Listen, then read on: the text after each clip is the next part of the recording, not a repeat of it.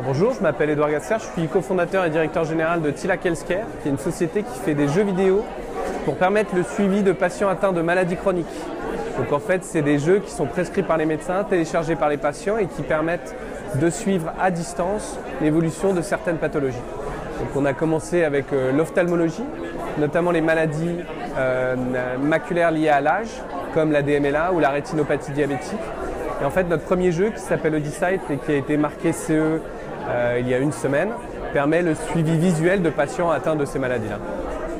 C'est surtout des échanges avec les grands groupes, des investisseurs pour permettre de faire connaître son dispositif et puis surtout d'essayer de faire bouger un peu les lignes dans une industrie qui nécessite encore de changements numériques, de changements digitaux.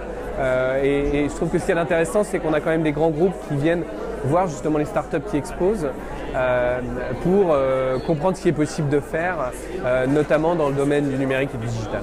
Je pense que c'est l'accès au remboursement, c'est-à-dire qu'aujourd'hui, déjà la partie réglementaire est quand même assez lourde. Aujourd'hui, le dispositif médical suit la même réglementation que le médicament.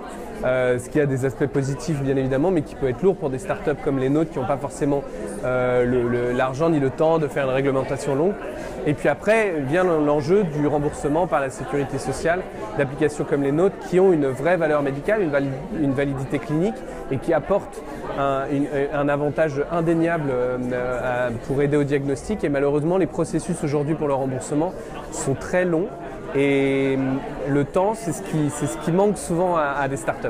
L'accès à l'investissement est facilité aujourd'hui en France, mais quand même à un moment, une startup, notamment dans la santé, a besoin d'investissement pour faire ses essais cliniques, pour faire son processus réglementaire.